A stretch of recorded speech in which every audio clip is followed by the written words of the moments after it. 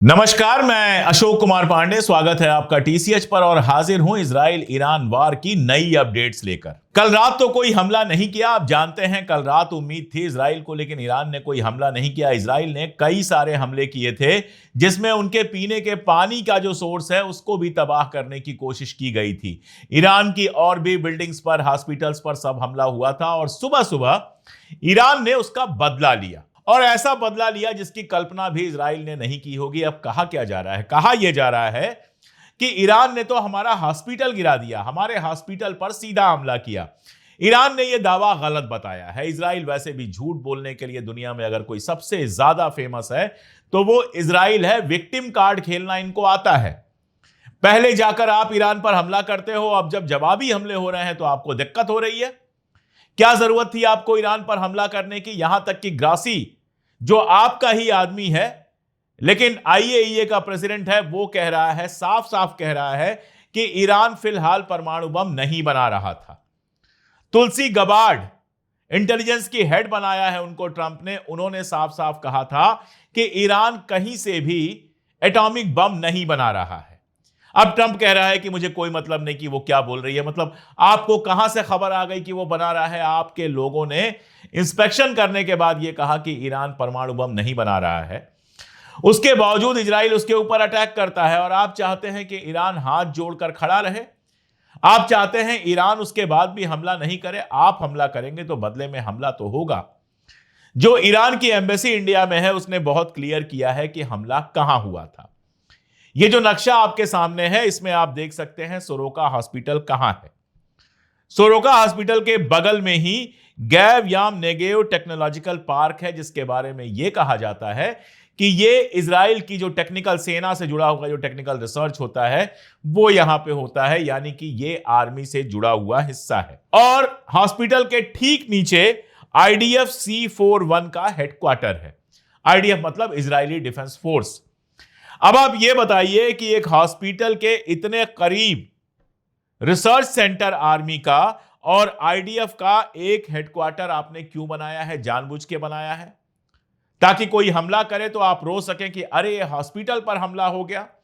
Iran का कहना है कि उसने टेक्नोलॉजिकल पार्क पे हमला किया है और आईडीएफ जो C41 हेडक्वार्टर है, जिन पे निशान बने हुए हैं, दोनों लाल निशान आप देख पा रहे होंगे, उन जगहों पर उसने हमला किया है। यह हमला इतना तेज था कि इसके असर से जो हॉस्पिटल है वो हिल गया और वहां पर कांच वांच टूटा है, नुकसान हुआ है। हॉस्पिटल के अंदर जो बीमार लोग हैं, इलाज करने वाले लोग हैं, उनके किसी जान माल के नुकसान की फिलहाल कोई खबर नहीं है। यह भी मैं आपको बता दूं कि सोरोका इनका वो हॉस्पिटल है जिसमें गजा से जेनोसाइड करके लौटे हुए सैनिकों का इलाज होता है। तो यह पूरा इनका मिलिट्री एरिया है एक तरह से, जिस पर हमला हुआ है। अब आप सोचिए, इजराइल कह रहा है कि हमारे हॉस्पिटल पे हमला हो गया। वही इजराइल जिसने गजा के सारे हॉस्पिटल्स का सत्यानाश करके रख दिया। वही इजराइल जिसने गजा के हॉस्पिटल में न केवल अटैक किया बल्कि वहां के जो चीफ डॉक्टर थे उनको गिरफ्तार करके अब तक जेल में रखा हुआ है। वही इजराइल जिसने गजा में एक घर नहीं छोड़ा। आप सोचिए, ईरान पे जो पहला हमला हुआ, निशाना साध के बिल्कुल खिड़की से मिसाइल जाकर बेडरूम में लगती है। पूरी बिल्डिंग गिराने की जरूरत नहीं पड़ी थी। और गजा के अंदर यह काम आप नहीं कर सकते थे। गजा के अंदर आपने एक एक बिल्डिंग गिरा दी। यूनाइटेड नेशंस की अभी हाल में रिपोर्ट आई है जो बताती है कि इजराइल का इरादा सिर्फ और सिर्फ गजा को तबाह करने का है। गजा में जब आप हॉस्पिटल्स गिरा रहे थे तब आपने यह नहीं कहा कि अरे हॉस्पिटल तो नहीं गिराया जा सकता। गजा में यूनिवर्सिटी आपने बम विस्फोट करके तबाह कर दी। गजा में कितनी मसाजिद आपने गिरा दी। गजा में चर्च गिरा दिए। पूरा का पूरा रफा जो है उसको कूड़े के ढेर में, रबल के ढेर में बदल दिया। नॉर्दर्न गजा में शहर तबाह कर दिए। साउथ के गजा में शहर तबाह कर दिए। यहां तक कि लोग जब गए, कैंपों में छुपने गए, आप ही ने कहा था कि ये सेफ जोन है, कैंप्स हैं, इसमें आप रह सकते हैं। उन कैंपों को आपने तबाह किया। और बाकी अस्पतालों की बात तो छोड़ दीजिए, आपने तो बिल्कुल जानबूझकर बच्चों के अस्पतालों तक को नहीं छोड़ा। जहां बच्चे जन्म लेते हैं, जहां हामला औरतें जो होती हैं, गर्भवती औरतें होती हैं, वो भर्ती होती हैं, उन औरतों और बच्चों के हॉस्पिटल्स को भी आपने निशाना बनाया। और अब आपको आपके हॉस्पिटल में चंद कांच टूट गए तो दर्द हो रहा है। और आज अगर ये मान भी लें कि आपके हॉस्पिटल पे हमला हो गया तो आपको दर्द हो रहा है। आप दूसरों के साथ कुछ भी करें, सोते हुए बच्चों को मार डालें, वो बच्चे जो अभी अपने मां के गर्भ में हैं, अभी बाहर भी नहीं निकले हैं, उन बच्चों को आप मार डालें, आप कैंप उजाड़ दें, स्कूल उजाड़ दें, मस्जिद, चर्च, सब कुछ उजाड़ दें, और आपके ऊपर जब हमला हो तो आपको दर्द हो। जो दूसरों के घरों में आग लगाता है, कभी ना कभी उसके घर में भी आग लगती है। 1948 के बाद से ही इजराइल ने जो कुछ किया है अरब जगत में, और खास तौर पे जो फलस्तीनियों के साथ किया है, जब भी दुनिया का इतिहास लिखा जाएगा दोबारा तो यह कहा जाएगा कि दुनिया में इतना बड़ा जुल्म इसके पहले नहीं हुआ था।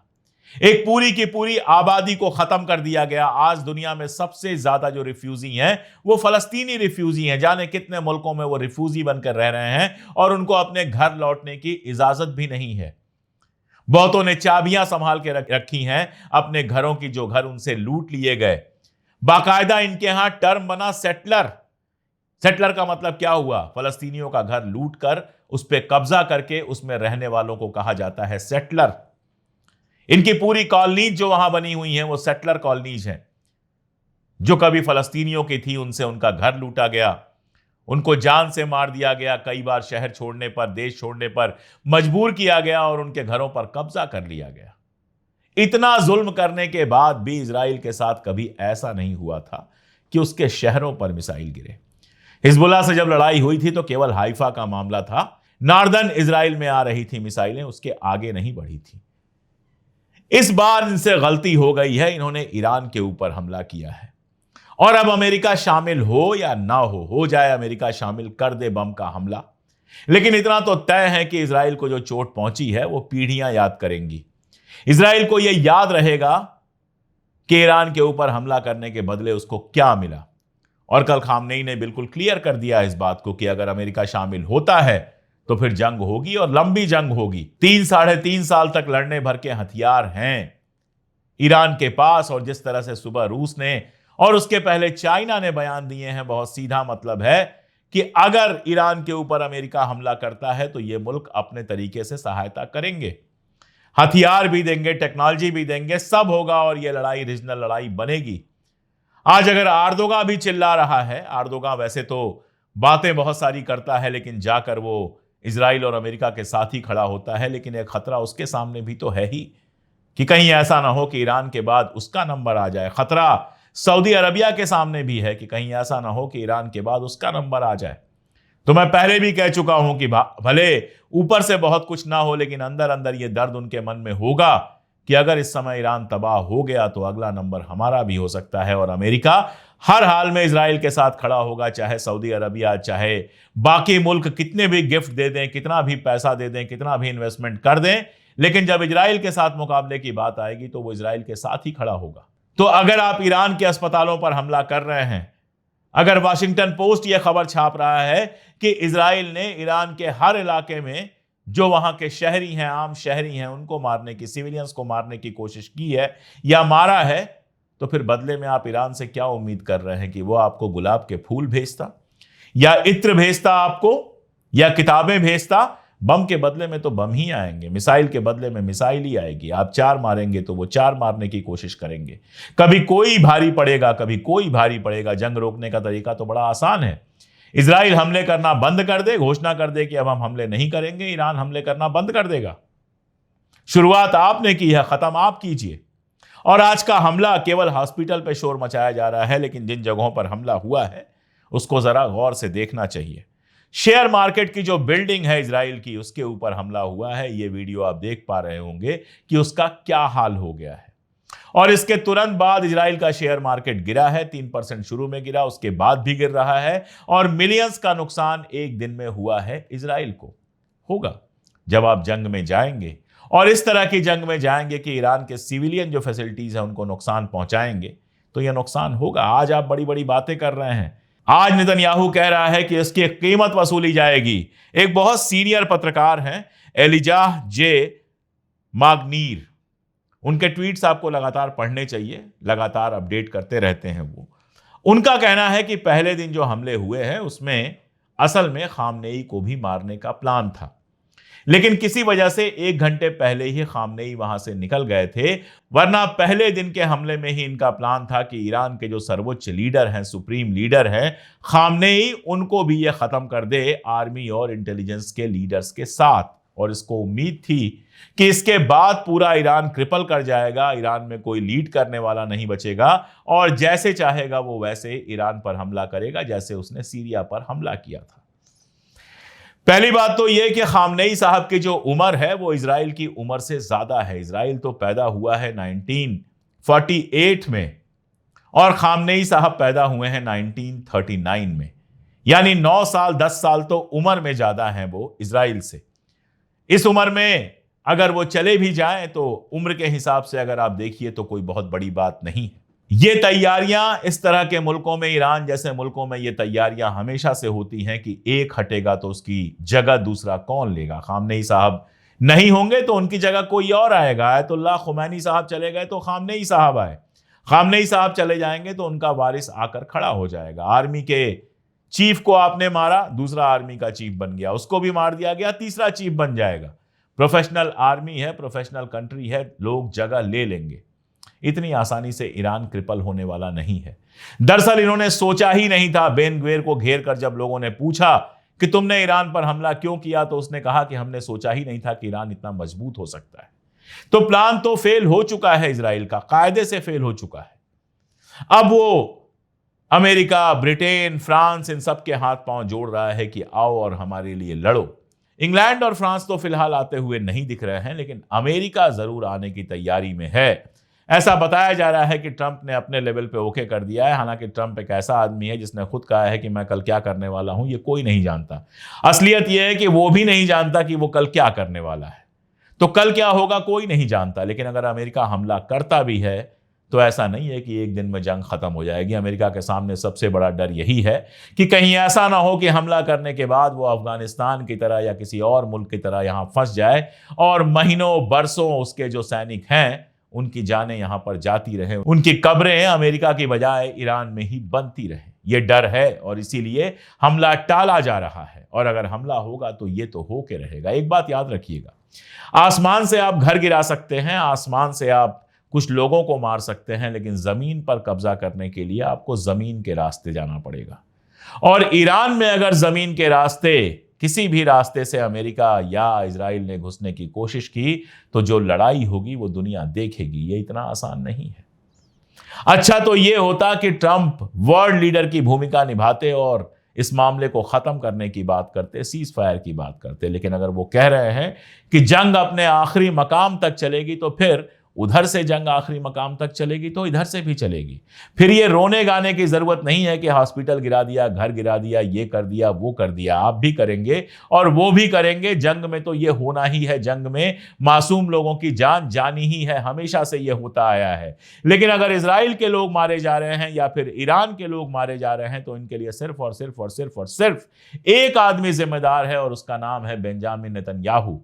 अगर बेंजामिन नेतन्याहू को ट्रंप नहीं रोकेंगे तो हो सकता है कि अगले साल 6 महीने में जो तीसरी बार राष्ट्रपति बनने का सपना देख रहे थे, अगले साल 6 महीने में अपने ही मुल्क में, अपनी ही सीनेट में उनको इंपीच करके गद्दी से हटा दिया जाए। ये क्या बात करेंगे, किस मुंह से ये सवाल करेंगे हॉस्पिटल गिराने का। चलिए बाकी सब छोड़ दीजिए, मैं आज की खबर की बात करता हूं।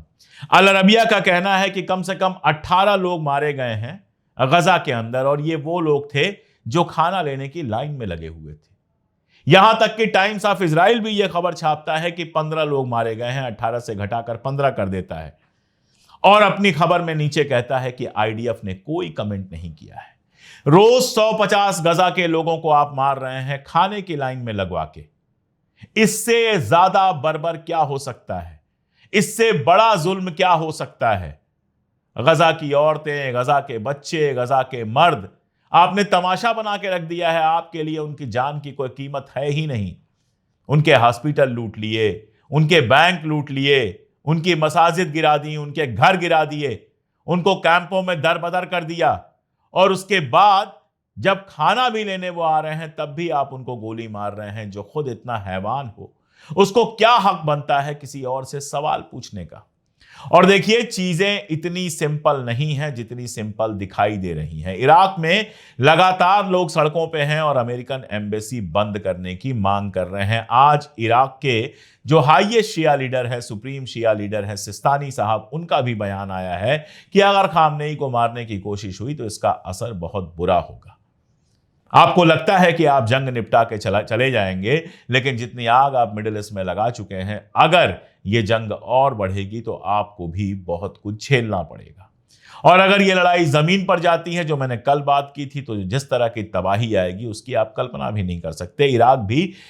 ईरान भी धीरे धीरे टेम्पो बढ़ा रहा है। शुरू में पुरानी मिसाइलें भेजी, फिर थोड़ी और अच्छी मिसाइलें भेजी, अब जो है और ज्यादा मॉडर्न मिसाइलें भेज रहा है। और जैसे जैसे जंग बढ़ेगी, ईरान में अगर तबाही होगी तो इजराइल में भी उतनी ही तबाही होगी। अभी तो ईरान की असली धमकी बाकी ही है स्ट्रेट ऑफ होर्मुज को बंद करने की। स्ट्रेट ऑफ होर्मुज यानी वो इलाका जहां से दुनिया भर का तेल जाता है। ईरान ने बहुत साफ धमकी दी थी, बहुत साफ कहा था कि जरूरत पड़ेगी तो हम इसको बंद कर देंगे। उसको बंद करने का मतलब है दुनिया भर में तेल की किल्लत, और दुनिया भर में तेल की किल्लत का मतलब है तेलों की कीमतों में बढ़ोतरी। और एक बार तेल और गैस की कीमत में बढ़ोतरी हुई तो आप ये समझ लीजिए सारी चीजों के दाम आसमान छूने लगेंगे। और बिना तेल के ना अमेरिका का काम चलेगा, ना यूरोप का काम चलेगा। रशिया के पास तो अपना तेल है, रशिया चाइना को भी तेल भेज देगा, कुछ और मुल्कों को तेल मिल जाएगा। लेकिन अमेरिका और यूरोप जिनके पास अपना तेल नहीं है, अगर स्ट्रेट ऑफ होर्मुज बंद होती है तो आप समझिए उनकी हालत खराब हो जाएगी।